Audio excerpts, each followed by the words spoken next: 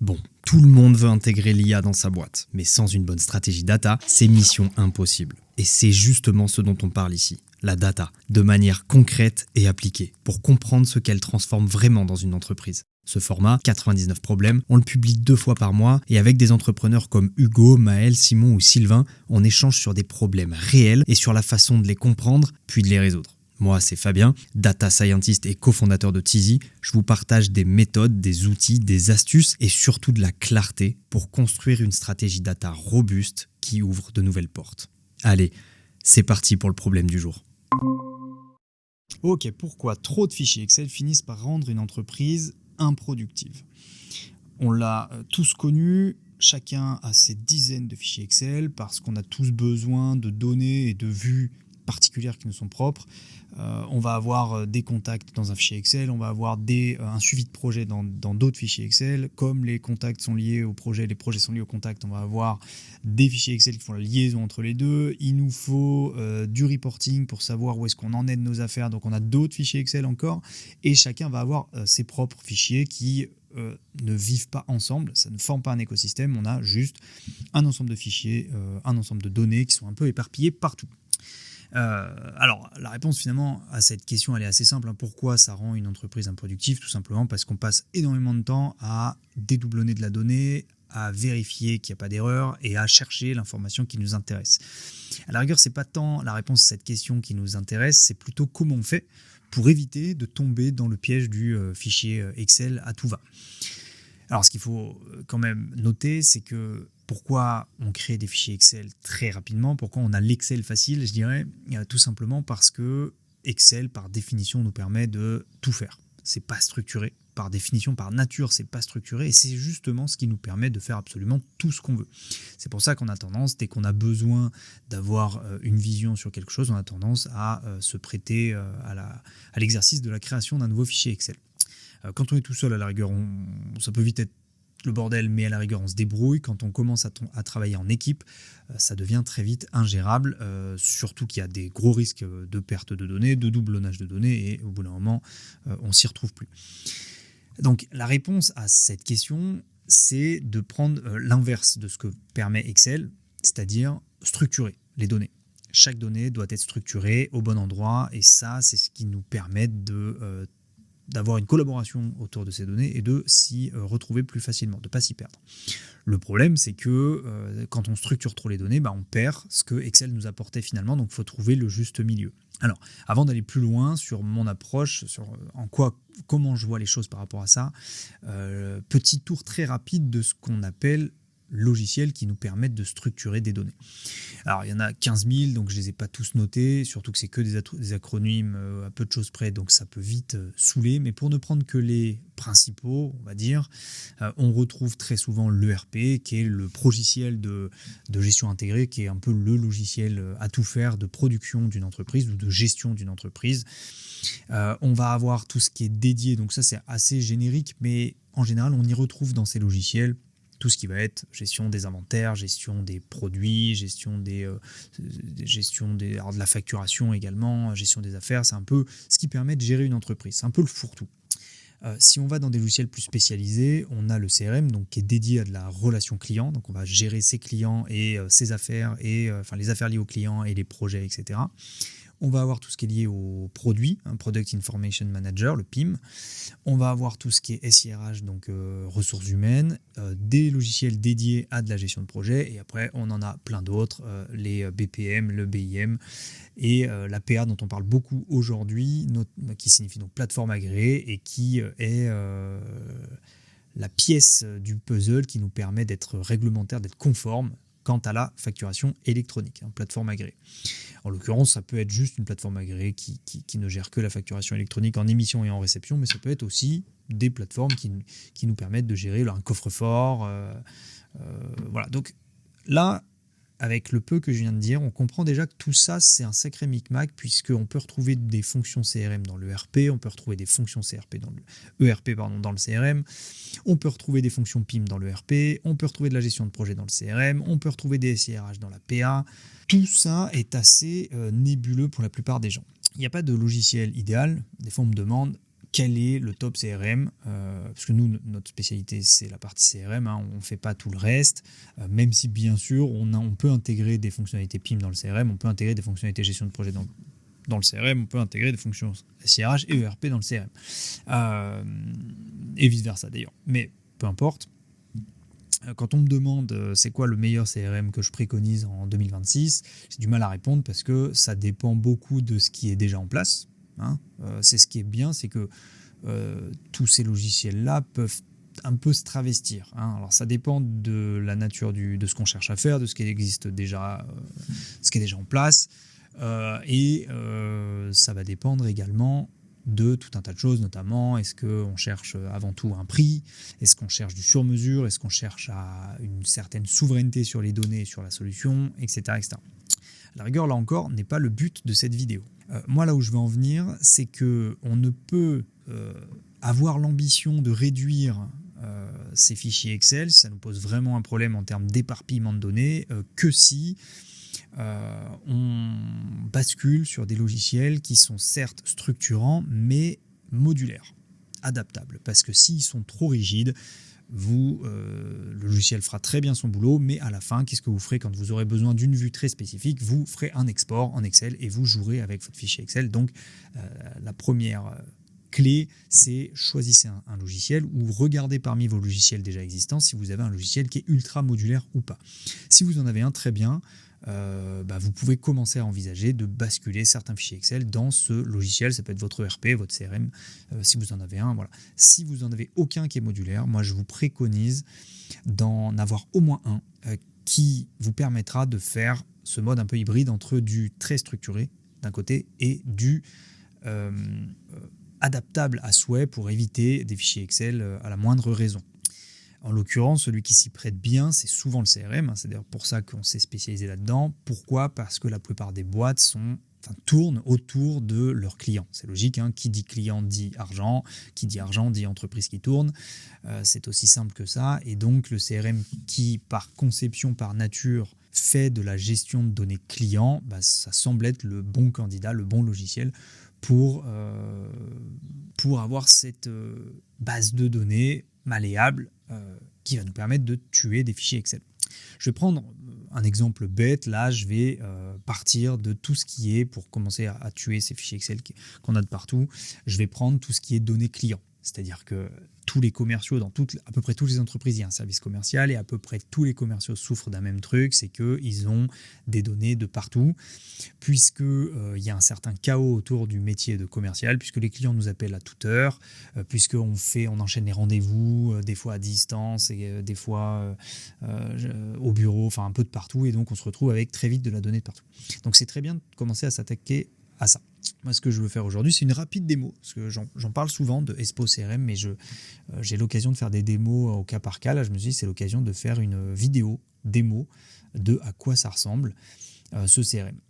Donc, Espo CRM, c'est un CRM qui est open source et que je recommande fortement parce que, justement, il est extrêmement adaptable, modulable et modulaire. Ce qui va nous permettre justement de répondre à ça, c'est-à-dire plutôt que d'avoir 18 000 fichiers Excel qui nous permettent de gérer un peu tout, on va pouvoir construire un CRM qui nous correspond vraiment, et Espo est un logiciel qui est absolument parfait pour ça. Contrairement à d'autres comme HubSpot, comme Salesforce, qui sont très puissants, certes, mais très rigides. Alors on peut finir par tout faire, mais après à quel coût, à quel prix, et encore une fois, à partir du moment où on est sur un modèle SaaS, c'est-à-dire qu'on dépend des fonctionnalités bien voulues par l'éditeur, on ne peut pas faire absolument tout ce qu'on veut. Sur de l'open source, on peut faire tout ce qu'on veut. Et ce logiciel Espo étant particulièrement facile à adapter, même quand on est non-tech. Donc voilà, ça se présente comme ça. Donc déjà, le thème est assez sympathique. Donc bien entendu, ça marche sur mobile. Là, je vais le montrer à la caméra. Voilà, ça se présente comme ça. Donc là, je suis sur une page d'accueil qui est volontairement vide. C'est normal qu'il n'y ait rien. Et ensuite, on va retrouver des entités assez classiques. Donc je ne vais pas tout montrer. Je vais montrer ce qui potentiellement peut intéresser un commercial. C'est-à-dire qu'un commercial, avec quelles données il deal au quotidien, des contacts, des clients, prospects, etc. Donc des contacts, des opportunités. Alors, moi, j'ai renommé ça en prospects, mais c'est des opportunités, des entreprises ou des comptes, et des affaires, des devis, des factures, des emails. Voilà, déjà, c'est pas mal. Donc, c'est tout simple, hein. Ça se présente sous cette forme-là, c'est-à-dire qu'on a des contacts, on peut cliquer sur, alors je vais essayer de prendre mes contacts moi-même, comme ça je peux ne pas flouter et faire afficher des données qui ne sont pas des données personnelles, ou en tout cas qui sont mes données personnelles à moi. Et donc voilà, ça c'est une fiche contact. Donc l'objectif du CRM, c'est vraiment d'être sur une approche centralisation. C'est-à-dire on a une fiche contact qui nous centralise 100% de ce que je dois savoir sur un contact. Et ça c'est valable pour les entreprises, 100% de ce que je dois savoir pour une entreprise, 100% de ce que je dois savoir sur une affaire, 100% de ce que je dois savoir sur n'importe quoi. Donc tout ça, c'est quelque chose qu'on construit, c'est-à-dire que par défaut, le logiciel, il est livré avec une pré-configuration qui n'est pas terrible, mais qui fait déjà le boulot, et ensuite on vient afficher, désafficher les champs qui nous intéressent, créer les champs qui nous intéressent, créer les relations qui nous intéressent. Donc en l'occurrence, là, c'est une vue assez basique, c'est-à-dire qu'on a le prénom, le nom, toutes les infos pratiques, les coordonnées, les entreprises reliées, le profil LinkedIn, etc. Et on peut retrouver absolument tout ce qu'on veut, c'est-à-dire des opportunités, donc des affaires liées, des appels, des rendez-vous, des documents. Enfin bon, après voilà, il y a des choses qui coulent de source. Un certain nombre d'activités, hein, donc des emails liés, des appels, des rendez-vous, ce que je viens de dire. Et alors, le truc qui va être très très très intéressant, c'est que le CRM, en tout cas Espo, cette solution peut être interconnectée avec l'ensemble de votre écosystème. C'est-à-dire si vous êtes sur Google, nous c'est notre cas, on est sur Google Workspace pour tout ce qui est mail, rendez-vous, meet, etc. Et contact du coup, on va pouvoir le synchroniser avec Google. On est pour tout ce qui est emailing, alors Espo sait faire de l'emailing parce que c'est un outil CRM, hein, donc on peut faire une base de marketing et d'emailing. Maintenant, nous on est sur Brevo parce que bien plus puissant. On a une IP dédiée, etc. sur Brevo, donc on va pouvoir le synchroniser, on va pouvoir synchroniser les contacts directement sur notre Brevo. Donc déjà, il n'y a pas besoin de basculer avec des Excel, réimporter nos Excel sur Brevo, avoir des contacts qui sont jamais à jour, des listes sur Brevo qui sont jamais à jour, etc. Et ensuite, on va avoir, bien sûr, j'en parle pas, mais toute une notion d'équipe, de rôle, de permission au sein de ce logiciel. Ça, on va retrouver un peu la même logique sur les entreprises. Nous, on a renommé ça entreprise parce que ça nous parle plus. Par défaut, ça s'appelle un compte. Donc un compte, c'est une personne morale dans lequel, à l'intérieur, on peut retrouver plusieurs contacts. Donc pareil, on peut retrouver les coordonnées de l'entreprise avec les contacts, la fonction de chaque contact et la liste des affaires, la liste des paiements. On peut relier ça, on peut connecter ce CRM à la banque pour avoir toutes les transactions qui remontent. On peut gérer des campagnes d'emailing reliées à Brevo, etc. Ensuite, on va avoir une notion d'affaires, qui fonctionne sous forme de pipeline d'affaires, c'est-à-dire qu'on va retrouver nos étapes, toutes nos affaires qui sont en prospection, toutes nos affaires qui sont en proposition négociation, toutes nos affaires gagnées, toutes nos affaires clôturées, toutes nos affaires perdues, etc. On peut retrouver un certain nombre, donc on peut tout segmenter. Tous les attributs que vous voyez là, le type, etc., ce sont des attributs qui vont être utilisés pour de la recherche, du filtre, du tri et de la segmentation. C'est-à-dire que je peux segmenter par entreprise si je suis multi-entreprise, par nature d'activité, par responsable commercial, par étape, etc. Et pour chaque affaire, je vais retrouver un peu tout un tas d'informations pratiques qui me permettront derrière de suivre commercialement où en est mon affaire, suivre en termes de production où en est mon affaire, de suivre ma facturation, puisque je vais pouvoir connecter mes logiciels de facturation ou mon logiciel de facturation ou ma plateforme agréée facturation électronique pour venir directement créer des devis, récupérer les factures, récupérer les paiements, et donc tout ça va pouvoir se mettre à jour automatiquement dans le CRM. Donc là, on commence à voir le gros intérêt, même si on se concentre que sur contact, entreprise, affaires, et donc qui dit affaires dit devis, facture, paiement. Déjà, on a tout centralisé, on a viré des dizaines de fichiers Excel qui généralement sont consolidés à la main, et on va pouvoir en fait avoir un espace, par exemple, de discussion et de tag avec les membres des équipes. Pour savoir si un projet a bien été facturé, soit j'ai l'information directement sur le CRM, soit je peux venir taguer mes collègues pour savoir si, pour poser une question, ça va lui envoyer une notification et il va pouvoir me répondre, et toute cette conversation qui sera postée sur le CRM sera à la vue de tous ceux à qui j'aurai donné accès dans le CRM. Bref, on commence là à avoir une donnée qui est bien plus structurée et qui est finalement pas beaucoup plus difficile à manipuler que sur un fichier Excel, puisque ce sont des tables. C'est des tables avec à l'intérieur d'autres tables, finalement, avec des données. Et là, on est vraiment sur une approche centralisée et on peut commencer à avoir un peu de reporting sur nos données. Ça, c'est aussi la base de beaucoup d'automatisation, parce que tant que ça reste sur des fichiers Excel, l'automatisation est fastidieuse. Je ne dis pas qu'elle est impossible, mais elle est fastidieuse, puisqu'il faut passer par soit des scripts VBA pour du Microsoft, soit des scripts AppScript sur Google, sauf que bon, c'est limité par beaucoup de choses. Vu qu'on a justement trop peu de structure, il faut être extrêmement rigoureux pour que toutes les données se recroisent, parce que à une faute d'orthographe près, ça ne marche plus. Et là, on peut en fait commencer à avoir une vraie logique d'automatisation, par exemple de relance d'impayés, par exemple de création automatique de mandats de prélèvement, par exemple de création de tâches automatiques. Par exemple, là, si je bascule un projet en étape gagnée, donc là, j'ai des nouveaux champs qui apparaissent. Je ne sais pas si ça se voit, hop, j'ai des nouveaux champs qui apparaissent, notamment objectif temps passé, etc. Et je vais pouvoir avoir une notion de suivi de projet. Et quand j'enregistre, il va pouvoir me proposer, par exemple, de générer automatiquement des tâches liées à ce changement. Puisque je viens de gagner ce projet, j'ai des tâches généralement qui sont tout le temps les mêmes, liées à mon étape onboarding d'un projet gagné.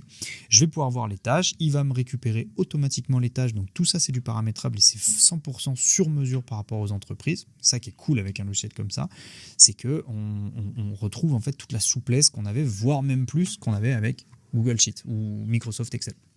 Et là, par exemple, nous, dans notre process, quand on gagne un projet, quand on a une étape onboarding du projet, on a un appel de bienvenue, on a planifié le projet, on a signé un accord de non-divulgation, de confidentialité, on a un envoi de charte de partenariat, etc., etc. Et on vient avoir tout un échéancier selon un template qu'on a prédéfini. Et je peux dire, je crée cette tâche, je ne crée pas cette tâche, etc. Et je viens générer automatiquement toutes les tâches de moi et de mon équipe. Là, je ne vais pas le faire, je vais juste remettre le projet dans sa situation initiale, voilà.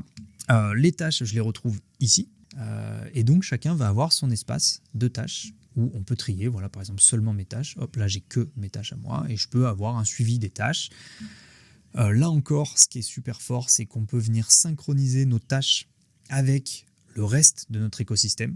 Par exemple, moi, je ne pense pas toujours à me connecter à mon CRM. Ce n'est pas non plus ma passion, même si j'aime beaucoup cet univers-là. Je ne me connecte pas tous les matins ou toutes les heures à mon CRM pour voir quelle tâche je dois faire, même si ça devrait être le cas. Mais bon, en l'occurrence, la vraie vie fait que ça ne se passe pas comme ça. On a synchronisé en fait nos tâches avec notre agenda, vu qu'on est sur l'environnement Google. Alors, c'est valable, ça marche avec Google, mais ça marche aussi très bien avec Microsoft.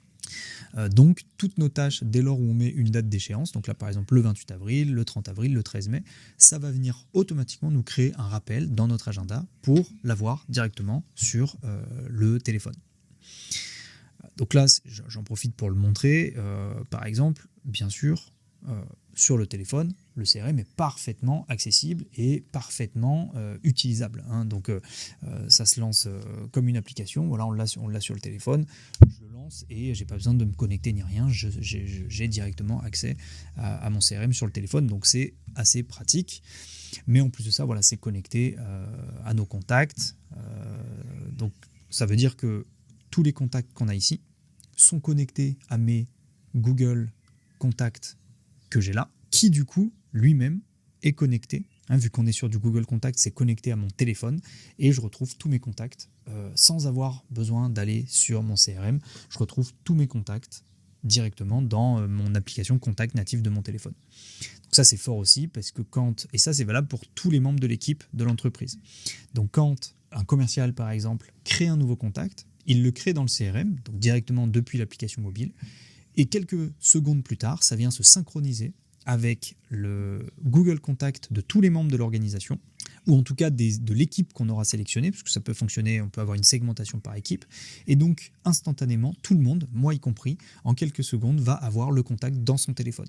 Donc, il n'y a plus besoin de courir après le contact, il n'y a plus besoin de courir après un tel, tu peux me donner son numéro de téléphone, etc. Si une personne dans l'entreprise fait l'effort de saisir correctement le contact, en sachant que ça peut être fait en plusieurs fois. On peut créer le contact à l'arrache très vite et ensuite prendre le temps de recréer l'entreprise, de l'associer à l'entreprise, d'ajouter le numéro de téléphone, etc. Tout ça, ça va se synchroniser automatiquement avec les téléphones de tout le monde, condition qu'ils aient branché leur compte sur leur téléphone, leur compte Google, là pour le coup. Donc c'est vraiment orienté interopérabilité, c'est-à-dire que les systèmes sont fusionnés, en tout cas fonctionnent comme un écosystème avec des interactions entre les systèmes. Et ça va être pareil avec, par exemple, les rendez-vous. Un truc tout bête. Je referai une vidéo spécialement pour ça, comment on limite le no-show très facilement. Ça, c'est un vrai sujet quand on a un rendez-vous avec un client et le client ne se pointe pas. Ou alors il se pointe avec un quart d'heure en retard en disant « Ah, désolé, j'avais pas vu, machin, etc. » Le CRM, c'est la réponse absolue parce qu'on peut créer un rendez-vous ou le créer directement depuis son Google Agenda, vu que le Google Agenda ou Microsoft Calendar est relié au CRM. Là, par exemple, il est relié, on voit les petits trucs verts, c'est mes créneaux d'indispo liés à mon agenda. Je vais pouvoir donc soit créer un événement depuis mon agenda, ça va remonter sur le CRM, soit créer un événement depuis le CRM, ça va remonter dans l'agenda. Donc par exemple, rendez-vous, je mets une date, je définis un contact, par exemple avec Sylvain Plot, et ensuite je peux avoir des notifications. Donc là, je peux par exemple dire, je veux que Sylvain reçoive un SMS, alors soit une journée en avance, soit qu'il reçoive un autre SMS 10 minutes en avance. Ou alors, je peux dire un email un jour en avance et un SMS. Alors, bien sûr, il faut que j'ai saisi son email et saisi son numéro de téléphone. Ça va de soi. Mais je peux en fait tout à fait créer un système de notification que Google Agenda ou que Microsoft ne me permet pas de faire. Mais là, je crée le rendez-vous. Je peux, en fonction de ce qu'on veut faire, créer un rendez-vous de type visio et que ça génère un lien de visio. Voilà. Donc, le CRM est typiquement fait pour nous aider sur tous ces sujets-là. Et ensuite, mais pareil, je ferai une autre vidéo là-dessus, parce que là, voilà, je montre, c'est qu'une toute petite partie, j'en ai masqué parce que sinon c'est très compliqué, mais on peut donc créer toutes les entités qu'on veut. Nous, par exemple, on a pour notre activité cloud une gestion de serveurs et de data center, et on a géré dans notre CRM une gestion de serveurs et de data center. Pourquoi ? Parce que les clients qui sont clients cloud sont affectés à des serveurs, et quand on a une panne, une maintenance, ou n'importe quoi à communiquer sur un serveur, plutôt que de savoir à quel client il faut que j'envoie un mail, je peux récupérer automatiquement la liste de tous les clients liés à tel ou tel serveur. Et ça remonte dans Brevo, donc je peux directement envoyer une notification via Brevo concernant un seul serveur. Puisque la donnée de quel client est dans quel serveur, c'est pas dans un Excel qui traîne, où je suis obligé de demander à tel collègue pour créer ma liste, ça remonte tout seul dans Brevo. Donc il y a plein de trucs que je ne montre pas pour éviter la confidentialité, mais voilà, on peut retrouver également plein de fonctions dans Espo de ce que je peux considérer de mini ERP, c'est-à-dire qu'on va pouvoir retrouver toute la notion d'inventaire, de stock, de bons de commande, de bons de réception, de bons de livraison, d'avoir, de factures, de devis, d'avoir fournisseur, de crédit fournisseur, de prix d'achat fournisseur, de produits, de grilles tarifaires, enfin bref, c'est extrêmement complet. Bien sûr, c'est pas aussi lourd, aussi puissant qu'un gros ERP comme Sage, comme EBP, etc. Encore que, mais ça répond peut-être à 99% des besoins d'une PME. Alors, d'une TPE, c'est 100%. D'une PME, c'est peut-être 99%. ETI grand groupe, c'est autre chose. C'est là où il faut basculer sur des logiciels plus gros. Mais surtout, c'est beaucoup plus léger et beaucoup moins coûteux à mettre en place. Et c'est orienté, c'est CRM qui intègre des fonctionnalités ERP et non l'inverse. Parce que souvent les ERP qui intègrent des fonctionnalités CRM, c'est assez léger. C'est-à-dire que vous n'aurez pas toute la partie, ça envoie un SMS 10 minutes en avance à un rendez-vous. Vous n'aurez pas ça, vous aurez au mieux un carnet de contact. Au mieux. Et des fois, difficilement modulable, donc on est obligé de mettre le deuxième numéro de téléphone dans le nom parce qu'on n'arrive pas à créer un attribut de deuxième numéro de téléphone. Là, bien sûr, je ne le montre pas. Enfin, si je peux le montrer, on peut bien entendu gérer plein de numéros de téléphone avec des indications, ce numéro de téléphone n'existe plus, cet email n'est pas principal, ça c'est du perso, etc.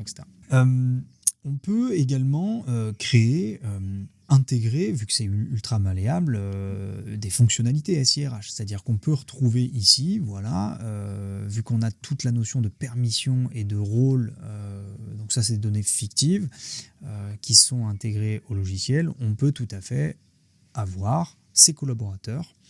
Alors encore une fois, c'est un logiciel qui n'est pas réglementé, il n'y a pas de réglementation de certification associée, Espo, c'est-à-dire que ça ne peut jamais faire office de plateforme agréée. C'est plateforme compatible, mais ça ne peut jamais faire office de plateforme agréée pour la facturation électronique, et ça ne peut pas faire non plus coffre-fort, puisque ça n'a pas les agréments, les certifications. Par contre, ça peut faire plateforme compatible.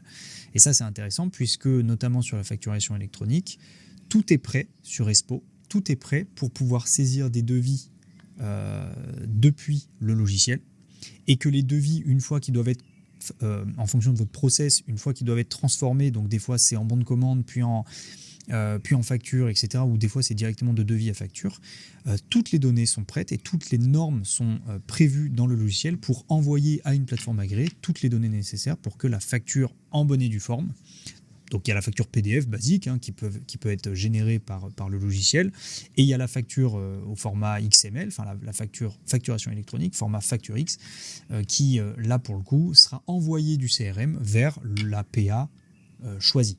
Je referai d'autres vidéos sur la partie PA, c'est un gros sujet, et je referai d'autres vidéos également sur la partie mini ERP. Mais déjà ça fait un bon tour d'horizon sur un aspect comment je gère mes contacts, comment je suis mes contacts, mes contacts qui sont plus ou moins fidèles, quelle est la lifetime value d'un client, quel est le coût d'acquisition d'un client, parce que je peux y brancher toutes mes campagnes marketing, également toutes mes campagnes d'acquisition, et donc tout mon reporting aussi, puisque à chaque affaire, on peut y relier, y brancher un logiciel de gestion, nous c'est ce qu'on a fait, pour y remonter automatiquement. Par exemple, je dois l'avoir là-dedans, ah non peut-être pas, pour remonter automatiquement du temps passé. Un temps passé sur une période donnée. Donc ça, c'est relié à d'autres logiciels qu'on a chez nous, de saisie de temps, de gestion de production, de gestion de projet, pilotage projet. Le CRM ne sert pas à ça, mais le CRM, par contre, centralise la donnée pour qu'on puisse avoir du reporting sur le temps qu'on y passe, les marges, les dépenses aussi, puisque chaque dépense peut être liée à des affaires. Et peut nous aider à faire du reporting automatisé sans avoir à consolider toutes ces données dans notre fameux fichier Excel. Ça ne veut pas dire que le Excel doit disparaître, ça veut juste dire que tout ne doit pas être piloté par des Excel. Si ce format vous plaît, pensez à le noter, le commenter. C'est tout simple, mais ça nous aide énormément à continuer et surtout, ça nous motive. Vous pouvez aussi suivre Tizi sur nos différentes plateformes, notre site où on partage des ressources et des méthodes concrètes, cette chaîne, et bien sûr LinkedIn où on publie régulièrement sur la data, le CRM et l'IA. Et si vous voulez aller plus loin ou gagner du temps sur votre stratégie data, on peut tout simplement se prendre 15 minutes pour en parler ensemble. Je vous dis à la prochaine, ciao.